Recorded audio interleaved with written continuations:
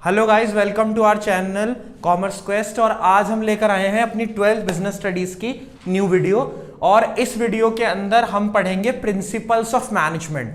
Principles of management जो है वो नया चैप्टर है। लास्ट चैप्टर मैंने आपको कंट्रोलिंग कराया था और ये जो नया चैप्टर है ना, ये है आपका प्रिंसिपल्स ऑफ मैनेजमेंट। ठीक है, तो प्रिंसिपल्स ऑफ मैनेजमेंट जो हमारा चैप्टर है ये है क्या बेसिकली। देखो, प्रिंसिपल्स का मतलब ये है कि कुछ रूल्स हैं मैनेजमेंट को करने के लिए। मैनेजमेंट क्या है? मैनेजमेंट एक सिंपल वे है जिसमें हम चीजों को मैनेज करते हैं या फिर हम चीजों को ऑर्गेनाइज्ड वे में रखते हैं, तरीके से रखते हैं, सब कुछ सोच समझ के करते हैं, इस तरीके का है। तो उसके लिए कुछ प्रिंसिपल्स होते हैं। प्रिंसिपल्स मतलब क्या? दो अलग अलग पर्सन इस चैप्टर में जिन लोगों ने अपनी अपनी थ्योरीज दी है। उन्होंने कुछ अपनी लाइफ में ग्रोथ करी है, कुछ लाइफ में सीखा है और उसको अपनी बुक्स में प्रैक्टिकल एक्सपीरियंसेस को मतलब ऑर्गेनाइजेशंस की मदद के लिए एक्सप्लेन करा है। तो हम सीखेंगे प्रिंसिपल्स ऑफ मैनेजमेंट वाला चैप्टर। याद रखो, दो अलग अलग पर्सन है। प्रिंसिपल्स को आप ये कह सकते हो कि एक जर्नल गाइडलाइंस टाइप है कि किस तरीके से ऑर्गेनाइजेशन सक्सेसफुल हो सकती है, ऑर्गेनाइजेशन के लिए सक्सेसफुल होने के क्या क्या तरीके हैं। तो देखो, सबसे पहले दो पर्सन है हमारे यहां पर। सबसे पहला है हेनरी फेयोल। हेनरी फेयोल, आपके प्रैक्टिकल में भी ये चैप्टर बहुत ज्यादा आता है, इसलिए इसे ध्यान से करना। एक है आपका हेनरी फेयोल और एक है आपका एफ.डब्ल्यू. टेलर। एक है आपका F W. Taylor, Frederick Winslow Taylor. Frederick Winslow Taylor. तो अब यहां पर दो पर्सन हैं। पहले पर्सन जो है हेनरी फेयोल, उन्होंने अपने दिए हैं 14 principles of management. 14 principles of management उन्होंने अपने दिए हैं। बहुत इंपॉर्टेंट प्रिंसिपल्स हैं, पेपर में आना ही आना है, एक क्वेश्चन तो पक्का ही है। और एफ.डब्ल्यू. टेलर ने दिए हैं अपनी टेक्निक्स। अगर ये नहीं आता हेनरी फेयोल तो एफ.डब्ल्यू. टेलर की टेक्निक्स हैं 8 प्लस उनके 4 प्रिंसिपल्स। उनके 4 प्रिंसिपल्स। तो इन दोनों में से एक, मतलब इस चैप्टर में से क्वेश्चन आना तो तय है, पक्का। तो अब सबसे पहले आज हम बात करेंगे कि हेनरी फेयोल के प्रिंसिपल्स क्या हैं, हेनरी फेयोल ने अपने प्रिंसिपल्स क्या दिए हैं, उनके अंदर बात क्या करी जा रही है। देखो, मैं आपको लैंग्वेज नहीं रटवाऊंगा, लैंग्वेज तो आप नोट्स से पढ़ लेना, लैंग्वेज में आपको नहीं रटवाने वाला। मैं आपको समझाऊंगा कि क्या कहना क्या चाहता है प्रिंसिपल, और उसका लॉजिक आपके दिमाग में क्लियर कर दूंगा। लैंग्वेज आप नोट्स की मदद से याद कर लेना, चाहे समझ लेना, पहले आपने समझा हुआ है तो उसके बाद आपको याद करने में आसानी भी रहेगी, क्योंकि कुछ वर्ड्स होते हैं जो आपको अच्छे लिखने हैं पेपर में, है ना, तो उनकी हम बात करेंगे। लेकिन अभी वीडियो के अंदर मैं आपको सिर्फ समझाऊंगा, रटवाने वाला मैं नहीं हूं। जैसे टीचर्स लिखते हैं ना, पूरी लैंग्वेज लिख देते हैं और फिर समझाते हैं, मैं वैसे नहीं करूंगा, मैं आपको प्रॉपर तरीके से समझाऊंगा। ठीक है, मैं कभी भी बुक का यूज नहीं करना चाहता, बिकॉज एक्चुअल नॉलेज जो है वो आपको समझने से ही आएगी, कॉन्सेप्ट से। देखो, तो प्रिंसिपल्स ऑफ मैनेजमेंट में हेनरी फेयोल के प्रिंसिपल्स जो हैं वो हैं ट्रेडिशनल प्रिंसिपल्स। ट्रेडिशनल प्रिंसिपल्स का मतलब क्या है? पुराने प्रिंसिपल्स, ओल्ड प्रिंसिपल्स भी आप कह सकते हो। तो ट्रेडिशनल प्रिंसिपल्स का मतलब है क्या? हेनरी फेयोल ने कहा है कि उनके प्रिंसिपल्स हैं जर्नल गाइडलाइंस। हेनरी फेयोल ने कहा है उनके जर्नल गाइडलाइंस है प्रिंसिपल। जर्नल गाइडलाइंस का मतलब क्या है कि कोई भी पर्सन, कोई भी ऑर्गेनाइजेशन इनको अपनी नीड के अकॉर्डिंग, मतलब अगर वो थोड़ा बहुत फ्लेक्सिबल, मतलब इनमें चेंजेस भी करना चाहे अपने अकॉर्डिंग तो कर सकती है। जैसे मान लो मैंने एक प्रिंसिपल लिया कि प्रिंसिपल है इक्विटी, अभी आगे चल के आएगा कि सबको इक्वल रखना है, सबको बराबर लेके चलना है। तो किस टर्म्स में बराबर रख के चलना है? क्या परफॉर्मेंस के टर्म्स में रखना है या कौन सी बातें कही गई हैं, उस सबको अपने अकॉर्डिंग फ्लेक्सिबली चेंज भी कर सकते हैं। दैट्स वाई ये कहा गया कि जर्नल गाइडलाइंस है, स्ट्रिक्ट रूल्स नहीं है। ऐसा नहीं है कि जो इन्होंने बोल दिया वही आपको फॉलो करना है, ऐसा कुछ नहीं है। आप अपने अकॉर्डिंग थोड़ा बहुत चेंजेस कर सकते हो। जर्नल गाइडलाइंस किस चीज की है? डिसीजन मेकिंग की है। किसकी है जी? डिसीजन मेकिंग की। डिसीजन मेकिंग का मतलब क्या होता है? डिसीजन मेकिंग का मतलब होता है डिसीजंस लेने के लिए। ऑर्गेनाइजेशन में जो मैनेजर्स वगैरह होते हैं, ऑर्गेनाइजेशन में जो भी आपके मैनेजर्स वगैरह होते हैं या ऑर्गेनाइजेशन के जो भी डिसीजंस हैं, उनके लिए क्या है? जर्नल गाइडलाइंस है। तो principles of management Henry Fayol के द्वारा जो दिए गए हैं वो है ट्रेडिशनल प्रिंसिपल्स। वो क्या है? वो जर्नल गाइडलाइंस है कि किस तरीके से ऑर्गेनाइजेशन सक्सेसफुल हो सकती है। प्लस एक बात और याद रखनी है कि वो जर्नल है, यानी ऐसा नहीं है कि स्ट्रिक्टली वो आपको बिल्कुल वो यूज करना जो उन्होंने कहा है। आप अपनी डिसीजन मेकिंग में थोड़ा बहुत फ्लेक्सिबल कर सकते हो उन प्रिंसिपल्स का यूज करके। ठीक है, आप एक बार स्क्रीनशॉट क्लिक करो। अब मैं इसको रब करता हूं और स्टार्ट करते हैं कि 14 प्रिंसिपल्स आखिर है क्या क्या बातें कही गई हैं उनमें। आज मैं आपको 5 से 6 प्रिंसिपल आज ही समझा दूंगा, 2-4-5 वीडियो में आपका ये चैप्टर बहुत अच्छे से मैं आपको कंप्लीट करवा दूंगा। ठीक है, चलिए देखिए, अब आते हैं सबसे पहले कॉन्सेप्ट नंबर 2 पर, प्रिंसिपल्स पर। 14 प्रिंसिपल हैं। सबसे पहला प्रिंसिपल जो हमने यहां पे बात करी थी 14 प्रिंसिपल्स में, सबसे पहला प्रिंसिपल है आपका डिवीजन ऑफ वर्क। देखो प्रिंसिपल की फीचर क्या है, प्रिंसिपल की इंपॉर्टेंस क्या है, वो मैं आपको लास्ट में समझाऊंगा। यानी चैप्टर में फीचर्स भी दे रखी है, इंपॉर्टेंस भी दे रखी है। आपको पहले ये तो पता होना चाहिए कि प्रिंसिपल्स क्या है, तभी तो आप फीचर इंपॉर्टेंस समझोगे। आपने कोई चीज समझी है, उसकी इंपॉर्टेंस, उसकी एडवांटेज, उसकी मेरिट, तभी तो आप बता सकते हो। अगर आपको पहले मेरिट बता दी जाए, डीमेरिट बता दी जाए और फिर उस चीज को समझाया जाए तो वो गलत होगा। सॉरी। तो डिवीजन ऑफ वर्क का मतलब क्या होता है? सबसे पहला प्रिंसिपल डिवीजन ऑफ वर्क, इसका मतलब होता है कि ऑर्गेनाइजेशन में जो भी वर्क है, ऑर्गेनाइजेशन में जो भी टोटल वर्क है, टोटल वर्क का मतलब क्या है? टोटल काम है। काम का मतलब क्या होता है? ऑर्गेनाइजेशन में वेरियस टास्क होते हैं, बहुत सारे टास्क होते हैं। तो जो भी आपका ऑर्गेनाइजेशन में काम है, टास्क है, उसको सबसे स्मॉलेस्ट यूनिट में बांटना चाहिए आपको। मतलब क्या? जैसे मान लो 100 यूनिट्स बनानी है और 10 लोग आपके पास अवेलेबल हैं, 10 पीपल आपके पास अवेलेबल हैं 100 यूनिट बनाने के लिए, 10 लोग अवेलेबल हैं। तो हर एक को कोशिश करो कि 10 यूनिट दे दी जाए। 10 यूनिट क्या?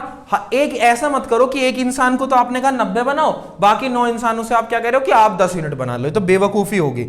मतलब क्या? जो भी ऑर्गेनाइजेशन के टोटल टास्क हैं उनको जितनी स्मॉलेस्ट यूनिट में हो सके, जितनी छोटी से छोटी यूनिट में पॉसिबल हो सके, जितना आप काम को बांट सको एज मच एज पॉसिबल, उतना आपको काम को डिवाइड करना चाहिए। क्यों? जितना ज्यादा आप काम को ब्रेक करोगे पर पर्सन उतना लोड कम आएगा, आपका उसमें बेनिफिट है, ऑर्गेनाइजेशन का काम जल्दी हो जाएगा। प्रिंसिपल नंबर 1 था ये। Principle number 2, authority and responsibility. Authority and responsibility, समझना ये क्या कहता है प्रिंसिपल। अथॉरिटी एंड रिस्पॉन्सिबिलिटी, देखो जब भी प्रिंसिपल ऑफ मैनेजमेंट में 2 वर्ड आए, जब भी प्रिंसिपल ऑफ मैनेजमेंट में 2 वर्ड आई, मैं आपको ट्रिक बता रहा हूं, तो 2 वर्ड आए ना तो हमेशा समझ जाना कि उनके बीच में चाहिए बैलेंस। उनके बीच में क्या चाहिए? बैलेंस चाहिए जब भी 2 वर्ड आए। अब समझो अथॉरिटी एंड रिस्पॉन्सिबिलिटी है क्या। अथॉरिटी का मतलब होता है power to take decision. Authority का मतलब होता है power to take decision. Power to take decision का मतलब क्या है? और फिर रिस्पॉन्सिबिलिटी बताता हूं मैं आपको। इसका मतलब होता है obligation to complete work. Obligation to complete work. अब ये समझ लो क्या कहना चाहता है, टर्म्स आपसे समझो। एक ऑर्गेनाइजेशन है जिसमें एक पर्सन को काम दिया गया कि भाई आपको दिन में ना, ये मान लो मार्कर बनाने, 1000 मार्कर आपको प्रिपेयर करने हैं। उसने कहा ठीक है 1000 मार्कर बनाने हैं, ये उसके लिए क्या फिक्स कर दिया आपने? रिस्पॉन्सिबिलिटी कि भैया आपको काम करके देना है, 1000 मार्कर आपको बना के देने हैं किसी भी हाल में। आपने कहा बहुत अच्छी बात है जी, बना देंगे, कोई दिक्कत नहीं, लेकिन मार्कर बनाने के लिए 10 लोग तो लगेंगे, लोगों की तो जरूरत पड़ेगी मुझे। तो अथॉरिटी का मतलब क्या? पावर टू टेक डिसीजन, कि जो आपको काम दिया गया है, जिसकी आपके ऊपर रिस्पॉन्सिबिलिटी फिक्स करी गई है, उसके लिए आपको क्या चाहिए? अथॉरिटी भी चाहिए, लोग भी चाहिए, रिसोर्सेज भी चाहिए, आपको सब कुछ चाहिए। तो पावर टू टेक डिसीजन मतलब क्या? जितनी आपके ऊपर जिम्मेदारी डाली गई है, आपको यह काम पूरा करके देना है, उतनी आपके ऊपर क्या होनी, आपको क्या मिलनी चाहिए? अथॉरिटी। अगर रिस्पॉन्सिबिलिटी ज्यादा है और अथॉरिटी कम है, मतलब आपको काम तो ज्यादा दे दिया गया, रिसोर्स उतने दिए नहीं गए, तो आप कर ही नहीं पाओगे। और अगर आपको रिसोर्स ज्यादा दे दी और जिम्मेदारी कम है, जैसे मैं कहूं आपके पास लोग 10 हैं और काम आपको 5 लोगों का ही करके देना है, तो भी आप गलत यूज करोगे। तो दोनों के बीच में हमेशा क्या होना चाहिए? बैलेंस होना चाहिए कि जितनी आपको पावर दी गई है उतनी आपके ऊपर क्या डाली गई है? जिम्मेदारी डाली गई है। ना तो अथॉरिटी ज्यादा होनी चाहिए, ना आपकी रिस्पॉन्सिबिलिटी ज्यादा होनी चाहिए। रिस्पॉन्सिबिलिटी का मतलब था ऑब्लिगेशन। ऑब्लिगेशन होता है किसी काम को पूरा करके देना है, उसकी जिम्मेदारी। और अथॉरिटी का मतलब क्या होता है? Power to take decision. मैंने आपसे क्या कहा? 2 वर्ड आएंगे तो दोनों के बीच में हमेशा क्या होगा? बैलेंस होगा। ठीक है, इसे स्क्रीनशॉट क्लिक कर लो फटाफट या नोट करो। अब मैं आगे बढ़ता हूं। आज 4-5 प्रिंसिपल मैं आपके इसी वीडियो में कंप्लीट करा दूंगा। आगे सुनो।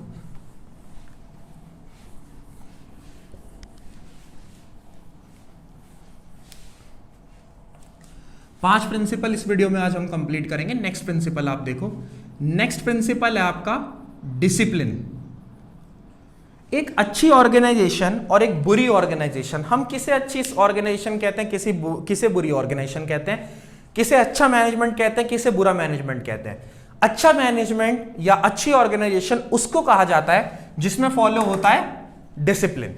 डिसिप्लिन का मतलब क्या है कि जो भी ऑर्गेनाइजेशन के रूल्स एंड रेगुलेशन है ना, रूल्स एंड क्या है, रेगुलेशन है, वो प्रॉपरली माने जा रहे हैं। भाई ऑर्गेनाइजेशन है तो उसके रूल्स एंड रेगुलेशन तो फॉलो होने चाहिए ना।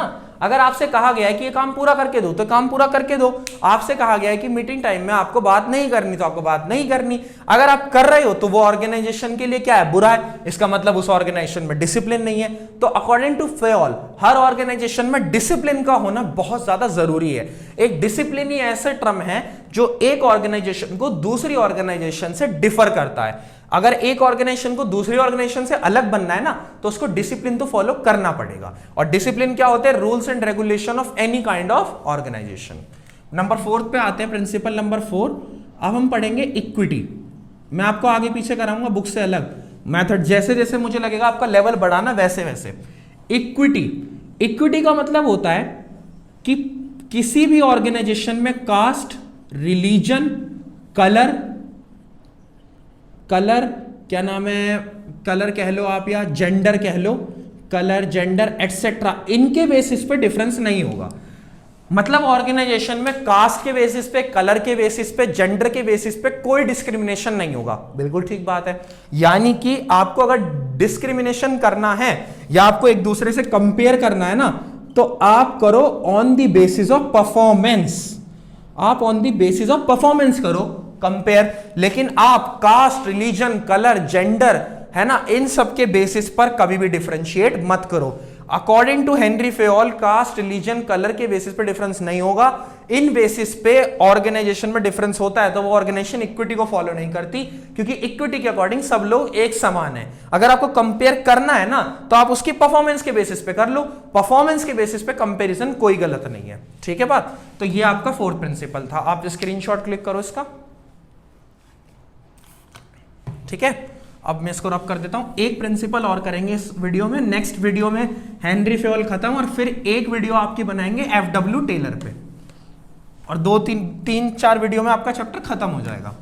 5th पे आते हैं। 5th प्रिंसिपल है आपका ऑर्डर। ऑर्डर क्या कहता है आपसे, ऑर्डर का मतलब है ऑर्गेनाइजेशन में, किसी भी ऑर्गेनाइजेशन में हर पर्टिकुलर पर्सन की एक पोजीशन है, यानी पर्टिकुलर पर्सन की एक पोजीशन होती है। भाई अगर मैनेजर है तो मैनेजर को तो मैनेजर की पोस्ट पे रहना होगा ना, अगर कोई क्लर्क है तो क्लर्क को क्लर्क की पोस्ट पे रहना होगा, यानी पर्सन की पर्टिकुलर पोजीशन फिक्स है। और हर एक पर्टिकुलर चीज की, यानी पर्टिकुलर थिंग की भी एक जगह है कि कौन सी चीज कहां होनी चाहिए, कौन सी चीज की क्या पोजीशनिंग है, क्या होना चाहिए।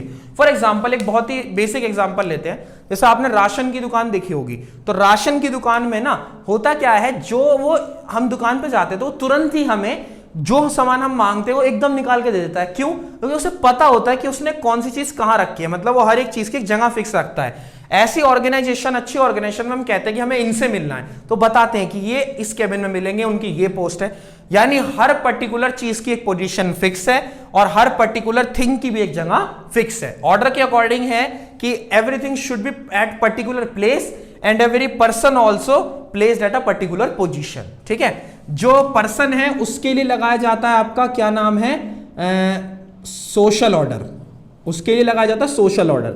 ये बोला जाता है कि इंसानों के लिए ऑर्डर प्रिंसिपल में सोशल यूज होता है और इसके लिए मटीरियल, इसके लिए मटीरियल ऑर्डर होता है। मटीरियल ऑर्डर मतलब क्या कि चीजों के लिए तो लगता है मटीरियल ऑर्डर और इंसानों के लिए क्या लगता है, सोशल ऑर्डर। ठीक है, आप इसका भी स्क्रीनशॉट क्लिक कर लो एक।